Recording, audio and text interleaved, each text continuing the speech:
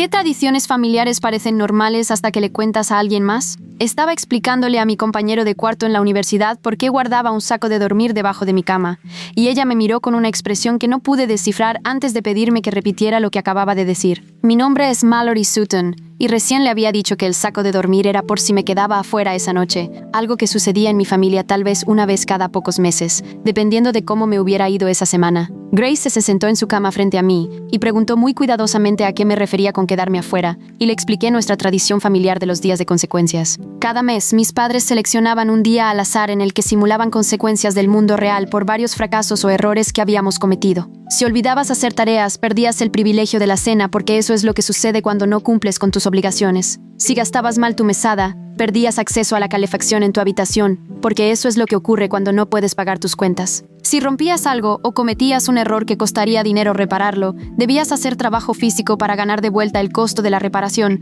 porque eso es lo que sucede en el mundo real cuando dañan una propiedad. Y si fallabas un examen o te metías en problemas en la escuela, dormías afuera porque eso es lo que pasa cuando pierdes tu hogar por un bajo desempeño. Había estado participando en los días de consecuencias desde los 7 años, y realmente pensaba que cada familia hacía algo similar para preparar a sus hijos para las responsabilidades de adultos. La cara de Grace se había puesto completamente pálida mientras explicaba esto, y preguntó con qué frecuencia había tenido que dormir afuera. Le dije que tal vez 15 o 20 veces a lo largo de los años, generalmente en el cobertizo del patio trasero o en el porche, una vez en el garaje durante el invierno cuando había fallado un examen de matemáticas. Me preguntó cuántos años tenía cuando empezó, y le dije 7, después de haber sacado una D en un examen de ortografía. Mis padres me habían explicado muy en serio que en el mundo real, un bajo rendimiento lleva a la falta de hogar, así que necesitaba entender esa consecuencia de manera visceral. Me habían dado el saco de dormir y una almohada, y me dijeron que podía volver a entrar por la mañana, después de reflexionar sobre la importancia de la excelencia académica.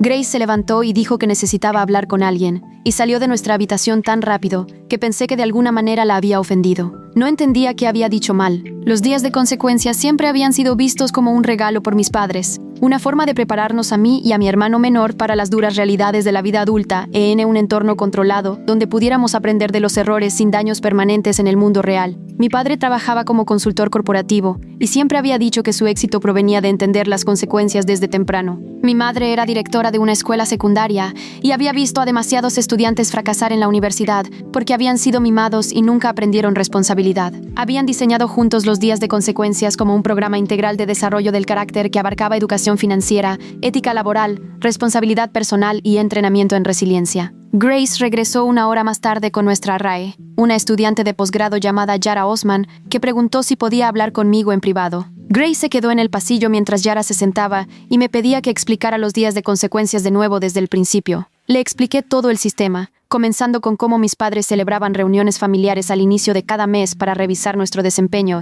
e identificar áreas de mejora. Luego seleccionarían un día al azar ese mes para las consecuencias, generalmente sin previo aviso, para que aprendiéramos a estar siempre preparados para la responsabilidad. Las consecuencias específicas dependían de lo que habíamos hecho mal ese mes: restricción de comida por fallas en las tareas, generalmente perdiendo 1 o 2 comidas, restricciones de servicios por errores financieros, perdiendo la calefacción o electricidad en nuestras habitaciones durante 24 horas, trabajo físico por daños a la propiedad, cosas como limpiar toda la casa, hacer trabajos de jardinería durante horas o proyectos de construcción en el sótano, y dormir afuera por fallas académicas o de comportamiento. Yara me preguntó cómo hacían mis padres para hacer cumplir estas consecuencias si nos negábamos, y le expliqué que la negativa no era realmente una opción. Las consecuencias se presentaban como hechos de vida no negociables, y resistirse a ellas significaba agregar consecuencias adicionales el mes siguiente. Intenté negarme una vez cuando tenía 9 años, y mi padre me explicó que en el mundo real no puedes negarte a las consecuencias, simplemente enfrentas problemas que se agravan. Así que mi consecuencia ese mes había sido duplicada: 2 noches afuera en lugar de 1. Las manos de Yara temblaban ligeramente mientras escribía notas en una libreta legal, y me preguntó si mi hermano todavía vivía en casa. Dije que sí, que tenía 15 años y todavía hacía días de consecuencias, aunque sus consecuencias habían estado aumentando recientemente porque había estado luchando con algunas materias. Preguntó qué significaba aumentar, y le expliqué que a medida que crecíamos, las consecuencias se volvían más severas para igualar las apuestas más altas de la vida adulta. Cuando tenía 7 años, dormir afuera significaba el porche trasero con un saco de dormir. Para cuando tenía 15 años, significaba el cobertizo sin ropa de cama. Las consecuencias recientes de mi hermano habían incluido dormir en el patio trasero solo con una lona, porque mis padres decían que así era como se veía estar sin hogar. Yara dejó su bolígrafo y me dijo muy directamente que lo que acababa de describir no era una crianza normal ni una construcción del carácter. Era abuso sistemático que podría haberme matado,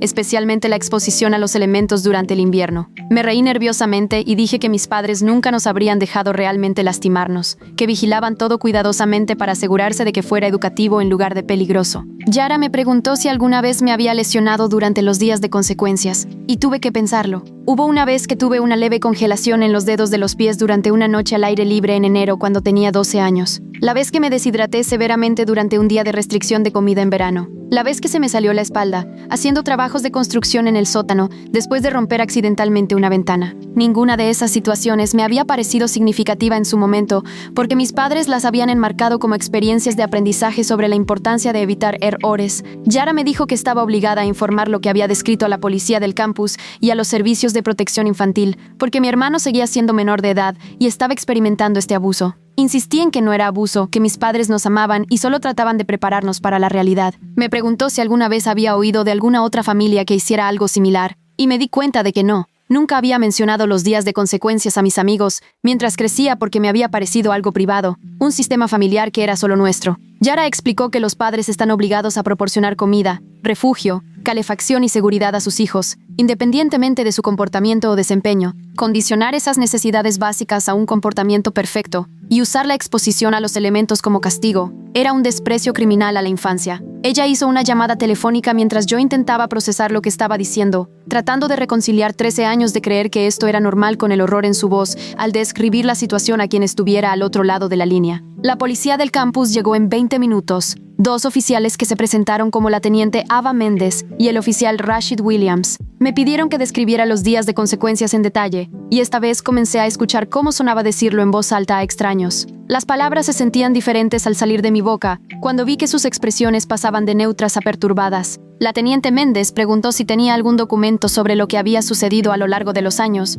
y me di cuenta de que sí. Mis padres habían mantenido registros detallados de cada día de consecuencias, anotando lo que habíamos hecho mal, qué consecuencia habíamos recibido y qué supuestamente habíamos aprendido de la experiencia. Lo habían enmarcado como un medio para enseñarnos a documentar nuestro propio desarrollo profesional, pero habían guardado copias de todo en un archivo en el sótano. El oficial Williams me preguntó si estaría dispuesta a contactar a mis padres y solicitar acceso a esos registros, y dije que sí sin pensar en lo que eso significaría. Llamé al teléfono celular de mi madre, y ella respondió alegremente, preguntando cómo iba a la universidad. Le dije que estaba bien, y pregunté si podía enviarme copias de mis registros de días de consecuencias, porque estaba escribiendo un ensayo sobre desarrollo del carácter, y quería referirme a ejemplos específicos.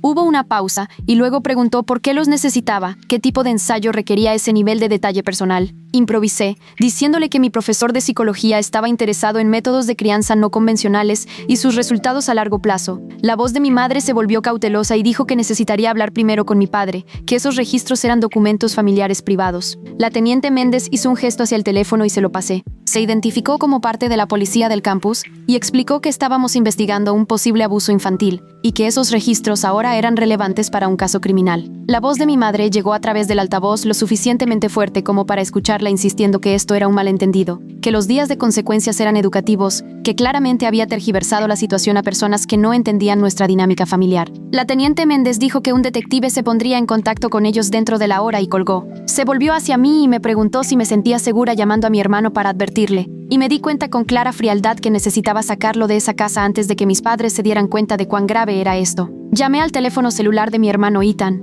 y él contestó en un susurro, preguntando qué pasaba. Le dije que fuera a la casa de su amigo David de inmediato, y que no le dijera a nuestros padres a dónde iba, que la policía iba a investigar los días de consecuencias, y necesitaba estar en un lugar seguro. Preguntó qué había hecho. Su voz se elevaba con pánico, y le dije que le había contado a alguien sobre la tradición, y habían reaccionado muy diferente a lo que había esperado. Ethan dijo que no podía simplemente irse, que había tenido una mala semana, y probablemente estaba a punto de sufrir un día de consecuencias en cualquier momento. Y si no estaba en casa cuando sucediera, las consecuencias serían peores después. Le dije que las consecuencias eran ilegales, que lo que nuestros padres estaban haciendo se consideraba abuso infantil, y necesitaba salir ahora antes de que intentaran hacer algo drástico. Estuvo en silencio durante un largo momento, y luego dijo que iría a la casa de David y me enviaría un mensaje cuando llegara. El oficial Williams ya estaba en su teléfono coordinando con la policía local en mi pueblo, solicitando un chequeo de bienestar y preservación de evidencias en la dirección de mis padres. Dentro de 2 horas, recibí un mensaje de texto de Ethan diciendo que estaba en la casa de David,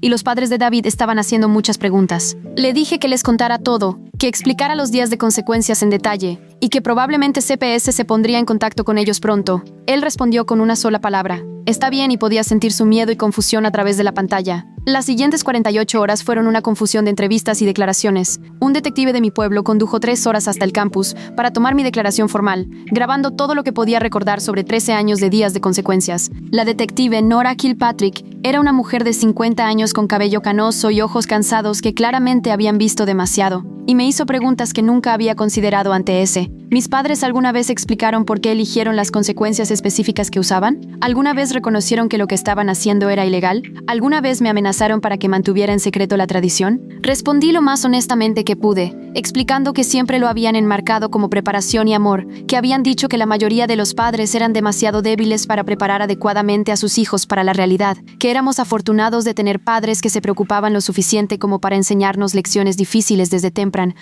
La detective Kilpatrick me preguntó si alguna vez le había contado a maestros o consejeros sobre los días de consecuencias, y me di cuenta de que había sido entrenada con mucho cuidado para no hacerlo. Mis padres habían explicado que los forasteros no entenderían nuestro compromiso familiar con la excelencia, que las personas nos juzgarían por ser diferentes, que era mejor mantener nuestro programa de entrenamiento privado. La detective tomó notas sobre eso, subrayando algo varias veces. Preguntó sobre la reciente escalada de consecuencias de mi hermano, y le describí lo que sabía. Había estado luchando con álgebra, y había fallado en 2 exámenes, lo que había resultado en dormir afuera 2 veces en el último mes. La segunda vez, mis padres le habían quitado su saco de dormir porque decían que necesitaba entender qué era tocar fondo. Había estado afuera durante 6 horas en el frío de octubre, antes de que mi madre lo dejara entrar, y me había dicho luego que había temblado tanto que no podía sostener un lápiz en la escuela al día siguiente. La expresión de la detective Kilpatrick se endureció cuando describí eso, y ella hizo una llamada telefónica que terminó con ella diciendo que alguien necesitaba fotografiar a mi hermano inmediatamente para documentar cualquier signo de exposición o lesión. Regresó a mirarme y preguntó sobre mis propias lesiones a lo largo de los años. La congelación, la deshidratación y la lesión de espalda que mencioné a Yara. Explicaría cada una en detalle y me preguntó si había visto a algún médico por alguna de ellas. Dije que mis padres habían tratado todo en casa, porque no querían que los médicos hicieran preguntas que requerirían explicar los días de consecuencias. La detective preguntó si estaría dispuesta a ser examinada por un profesional médico para documentar cualquier daño persistente, y acepté sin comprender aún qué encontrarían. Una doctora del centro de salud de la universidad llamada Dora Priyanand me examinó esa tarde y encontró cosas que había dejado de notar hace años. Dolor articular crónico en mi espalda por la lesión de construcción que nunca se había curado adecuadamente, cicatrices en mis dedos de los pies por la congelación que habían reducido la circulación y la sensibilidad, signos de desnutrición pasada por las restricciones alimentarias repetidas durante periodos cruciales de desarrollo. Documentó todo con fotografías y notas detalladas, y cuando terminó, se sentó frente a mí y preguntó amablemente cómo me sentía. Le dije que estaba confundida, que había pensado que estas eran consecuencias normales de aprender responsabilidad. La Dora Anand explicó que los cuerpos de los niños no están diseñados para manejar el estrés extremo repetido, que lo que mis padres habían hecho había causado daño físico permanente que me afectaría por el resto de mi vida. El dolor articular probablemente empeoraría a medida que envejeciera. Los problemas de circulación en mis dedos de los pies significaban un mayor riesgo de complicaciones. La desnutrición durante los periodos de crecimiento había afectado mi densidad ósea y necesitaría monitoreo para osteoporosis antes de lo normal. De vuelta en mi pueblo, la policía había ejecutado una orden de cateo en la casa de mis padres y había encontrado el archivo lleno de registros de los días de consecuencias. La detective Kilpatrick me llamó para leer algunas de las entradas por teléfono y escuchar cómo se describían en el lenguaje clínico de mis padres me revolvió el estómago. Edad 7. Mallory. Nota en examen de ortografía de consecuencia. Dormir afuera. Duración. Una noche, lección aprendida. El rendimiento académico determina la calidad de vida. Edad 9. Mallory.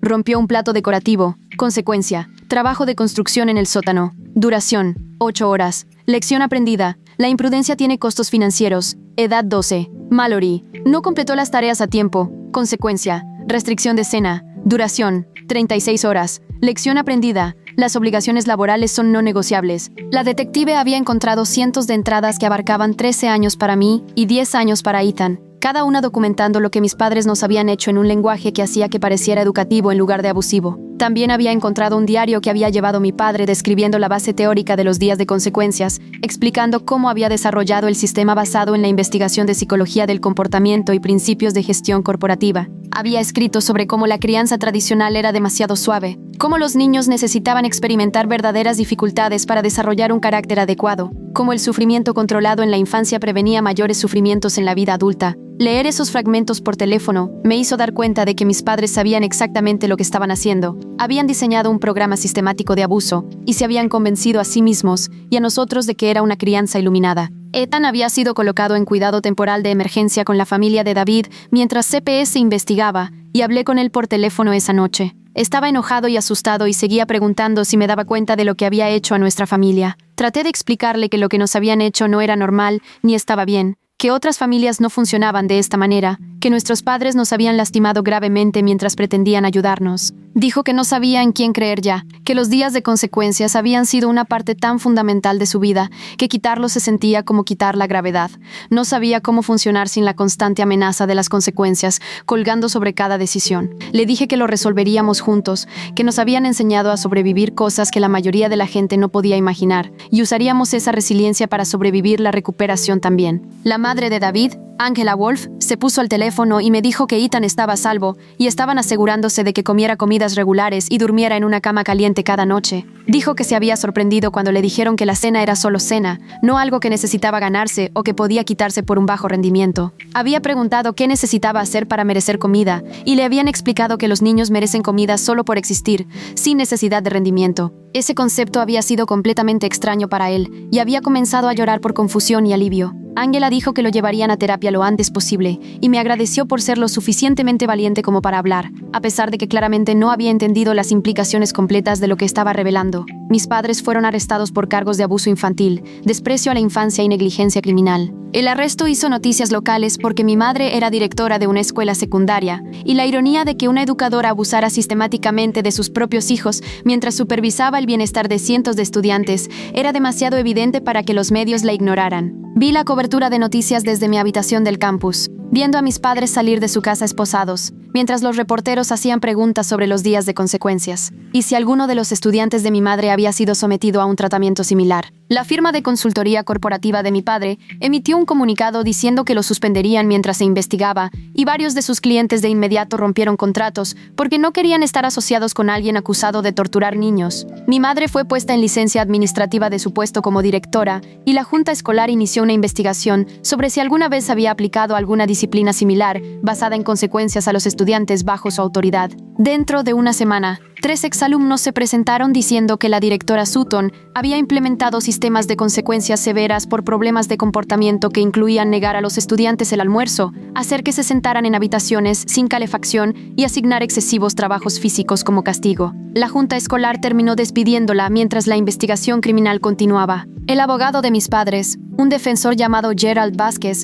se puso en contacto pidiendo que me reuniera con ellos antes del juicio. Acepté una reunión supervisada en el Palacio de Justicia del Condado con la detective Kilpatrick presente. Mis padres se veían más pequeños de lo que recordaba. La confianza de mi padre había colapsado en algo defensivo. La autoridad de mi madre como directora se había reducido a un miedo. Ambos comenzaron a hablar a la vez cuando entré. Mi madre decía que yo había malinterpretado todo. Mi padre insistía en que solo habían actuado por amor. Los dejé hablar hasta que se quedaron sin palabras y luego hice una sola pregunta. ¿Entendían que lo que habían hecho era abuso? Mi padre dijo que no. Lo que habían hecho era preparar a sus hijos para la realidad de una manera que los padres débiles se niegan a hacer. Dijo que el mundo moderno mimaba a los niños y producía adultos exigentes que no podían manejar las dificultades y que nos habían dado un regalo al enseñarnos resiliencia desde temprano. Mi madre asintió y dijo que había visto a demasiados estudiantes fracasar porque nunca habían aprendido verdaderas consecuencias y había estado decidida a que sus propios hijos tuvieran éxito. Pregunté si habían considerado que tal vez esos estudiantes fracasaron porque fueron traumatizados por consecuencias severas, en lugar de porque no habían experimentado suficiente. Mi padre desestimó eso de inmediato, diciendo que trauma era una palabra de moda utilizada por personas que no podían manejar la realidad. Dijo que todo lo que habían hecho había sido cuidadosamente calibrado para ser educativo sin causar daño permanente, y si yo había terminado con algunas lesiones menores, eso era solo prueba de que había aprendido lecciones viscerales sobre causa y efecto. Miré a ambos y me di cuenta de que realmente creían en lo que decían. Habían construido toda una ideología que justificaba lastimar a sus hijos y lo llamaban amor. Les pregunté si alguna vez habían considerado lo que yo quería o necesitaba, si alguna vez había pedido estas lecciones, si alguna vez habían comprobado si sus métodos realmente funcionaban. Mi madre dijo que los niños no saben lo que necesitan, por eso los padres toman decisiones por ellos, y el hecho de que yo estuviera teniendo éxito en la universidad probaba que sus métodos habían funcionado. Señalé que estaba teniendo éxito a pesar de su abuso, no por ello, que había aprendido a lograr cosas a través del miedo en lugar de una verdadera motivación. Mi padre dijo que el miedo es un motivador apropiado, que las consecuencias impulsan el rendimiento en cada aspecto de la vida, y aprender eso temprano era ventajoso. Les conté sobre mi examen médico, sobre el daño permanente a mi espalda, dedos de los pies y huesos, sobre cómo sus métodos educativos habían marcado mi cuerpo de manera permanente. La cara de mi madre se hundió y dijo que nunca habían tenido la intención de que me lastimara, que siempre habían vigilado todo cuidadosamente. La detective Kilpatrick interrumpió para decir que sus registros mostraban al menos 30 instancias donde había informado dolor o lesiones durante los días de consecuencias, y ellos habían continuado con las consecuencias de todos modos, priorizando la lección sobre mi bienestar. Eso no era una vigilancia cuidadosa, eso era daño deliberado. Mi padre comenzó a discutir sobre estadísticas y riesgo aceptable, pero me levanté y les dije que había terminado. Habían pasado 13 años enseñándome sobre consecuencias, y ahora iban a aprender cómo se veían las consecuencias en el mundo real. El juicio duró 2 semanas, y testifiqué durante 3 horas, describiendo días de consecuencias específicos en detalle. La fiscalía, liderada por el fiscal adjunto Isaiah Montgomery, usó los propios registros de mis padres en su contra, mostrando la progresión de consecuencias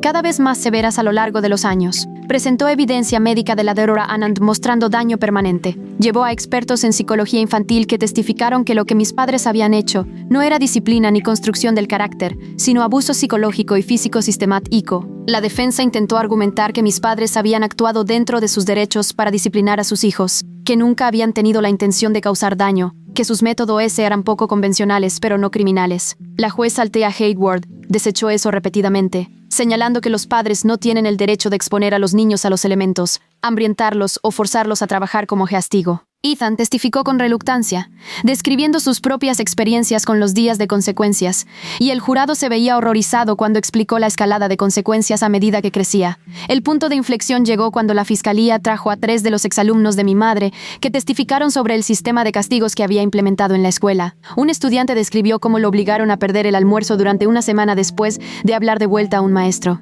Otro describió cómo lo hicieron limpiar baños durante horas tras llegar tarde a clase. Un tercero describió cómo lo encerraron en una sala de almacenamiento sin calefacción durante una tarde después de no haber completado la tarea. La defensa intentó objetar que estos incidentes escolares eran irrelevantes para los cargos sobre sus hijos, pero la juez Hayward permitió el testimonio para establecer un patrón de comportamiento. El jurado deliberó durante 6 horas antes de regresar veredictos de culpabilidad en todos los cargos. Mis padres fueron sentenciados a 5 años de prisión, seguidos de 10 años de libertad condicional, debiendo completar clases para padres a pesar de ya no tener la custodia de menores, y se les prohibió trabajar en educación o campos relacionados con la infancia de manera permanente. También se les requirió pagar una restitución que cubriera mi tratamiento médico por las lesiones permanentes y los costos de terapia de Ethan. La declaración de sentencia de la juez Hayward fue mordaz, describiendo cómo mis padres habían pervertido preocupaciones legítimas de crianza en abuso sistemático, cómo documentaron sus crímenes mientras se congratulaban por métodos iluminados, cómo dañaron a sus hijos de forma permanente mientras afirmaban prepararlos para la vida.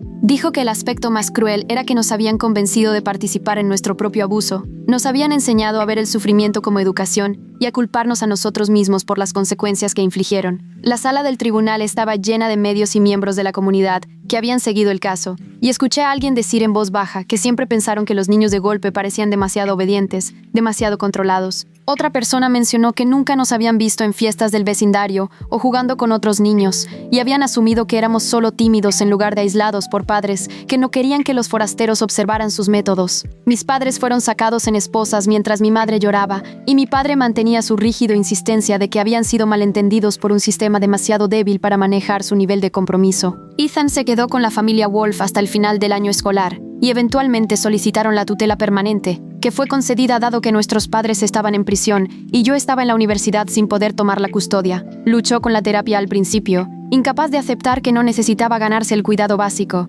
pero poco a poco comenzó a entender que la ansiedad y la hipervigilancia que habían dominado su vida no eran normales ni necesarias. Su terapeuta, El doctor Marcus Feinstein se especializaba en trauma infantil y lo ayudó a reconocer que su perfeccionismo no era personalidad, sino una adaptación de supervivencia. Cada vez que Ethan lograba algo, preguntaba qué consecuencia había evitado, incapaz de celebrar el éxito sin enmarcarlo en términos de castigo evadido. El Dr. Feinstein trabajó con él para reconstruir motivaciones basadas en un interés genuino, en lugar de miedo, para reconocer que cometer errores no requería sufrimiento para equilibrarlo. El proceso fue lento y doloroso, y Ethan me llamó llorando más de una vez, diciendo que no sabía quién era sin los días de consecuencias definiendo su valor. Le dije que yo también estaba lidiando con las mismas preguntas, que había estructurado toda mi autoimagen alrededor de evitar consecuencias, y ahora tenía que averiguar quién era cuando la seguridad y el cuidado eran incondicionales. Tuvimos conversaciones similares cada pocas semanas, ambos aprendiendo a ser personas en lugar de máquinas que evitan consecuencias. Mi propia terapia tuvo lugar en el centro de consejería de la universidad con un terapeuta llamado Dr. Leila Abude, que se especializaba en trauma familiar. Me ayudó a identificar patrones de pensamiento catastrófico, donde automáticamente imaginaba la peor consecuencia posible por cualquier error o fracaso. Asumía que perder un plazo llevaría a la expulsión académica, que decepcionar a un amigo llevaría a un aislamiento social total, que cualquier error se convertiría en consecuencias que destruirían mi vida. La Dr. Abude explicó que mis padres me habían entrenado para ver el mundo como perpetuamente punitivo. Habían calibrado mi sistema de evaluación de amenazas a la máxima sensibilidad. Me enseñó técnicas de terapia cognitivo-conductual para cuestionar esos pensamientos automáticos, para probar la realidad de si mis temidas consecuencias eran realmente probables o solo ecos de los días de consecuencias. El trabajo fue agotador y a veces desencadenante, especialmente cuando recordaba noches específicas durmiendo afuera o días sin comida. Pero lentamente comencé a creer que podía cometer errores sin resultados catastróficos, que podía fracasar sin merecer sufrimiento, que podía existir sin constantemente ganarme mi derecho a bienestar básico. La Dr. Abude también me ayudó a procesar el complicado dolor de perder a los padres que creía tener. Había creído que me amaban lo suficiente para prepararme duramente para la realidad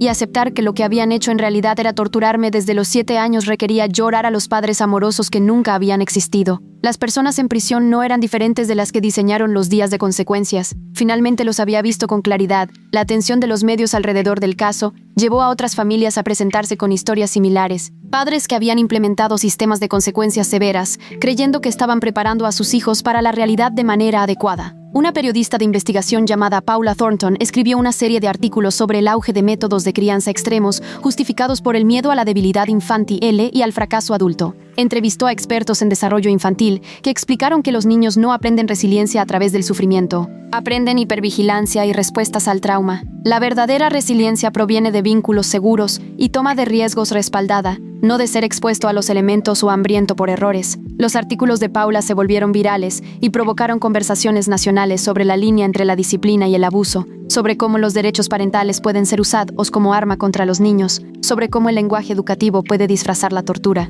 Ella me entrevistó para uno de los artículos y describí cómo había pasado 18 años creyendo que los días de consecuencias eran normales, porque había sido sistemáticamente aislada de perspectivas que hubieran desafiado esa creencia. Paula preguntó qué le gustaría que supieran otras familias, y le dije que si sus métodos de crianza requerían secreto, si estaban entrenando a sus hijos para que no le contaran a los forasteros lo que sucedía en casa, probablemente estaban haciendo algo abusivo independientemente de cómo lo justificaran a sí mismos. Cambié mi especialidad de negocios a trabajo social, decidiendo que quería trabajar con niños que escaparan de familias abusivas. Mi experiencia vivida con abuso familiar sistemático y el proceso de recuperación me proporcionaron conocimientos que la capacitación académica por sí sola no podría ofrecer. Entendía la mecánica psicológica de ser enseñada a participar en mi propio sufrimiento, la lealtad complicada que te mantiene defendiendo a tus abusadores, la dificultad de reconstruir tu identidad después de que toda tu visión del mundo se expone como una ficción basada en el abuso. Mis profesores me apoyaron, pero estaban preocupados, advirtiéndome sobre el costo emocional del trabajo centrado en el trauma cuando aún estaba procesando mi propio trauma. Les dije que entendía los riesgos, pero sentía un llamado hacia este trabajo específicamente,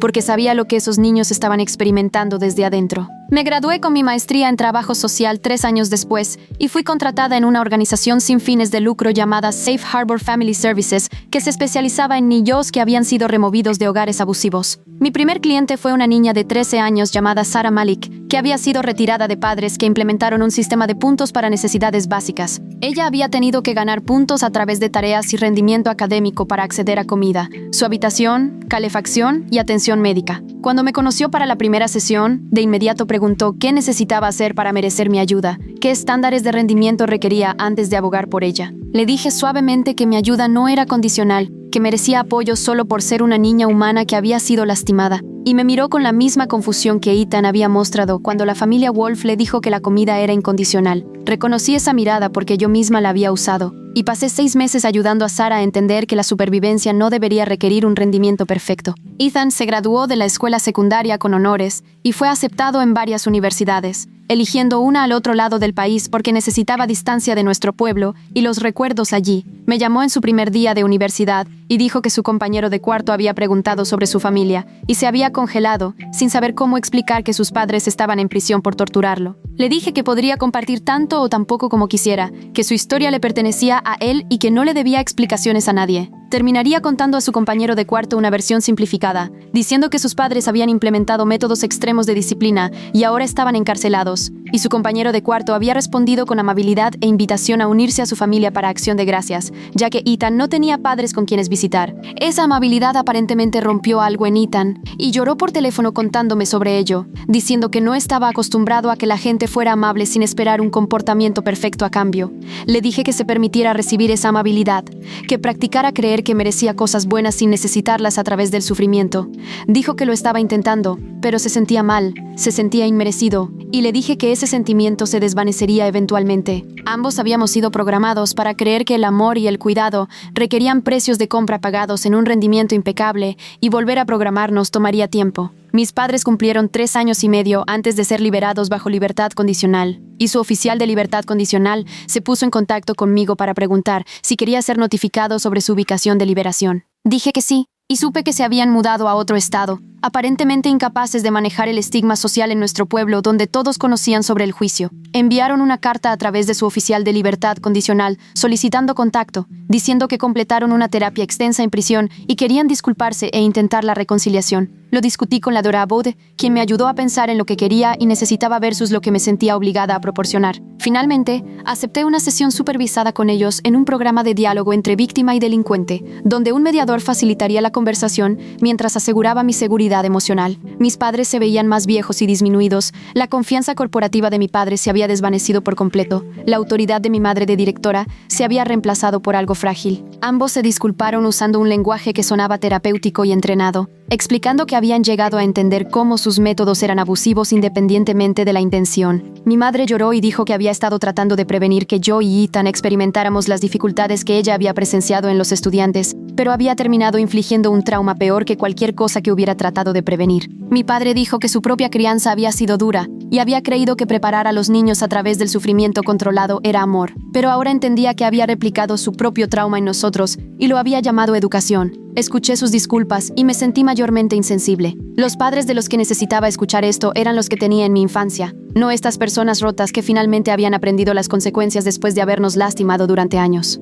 Les dije que apreciaba sus palabras, pero que no estaba lista para una relación continuada, que su abuso me había cambiado permanentemente y necesitaba espacio para seguir sanando sin manejar su culpa.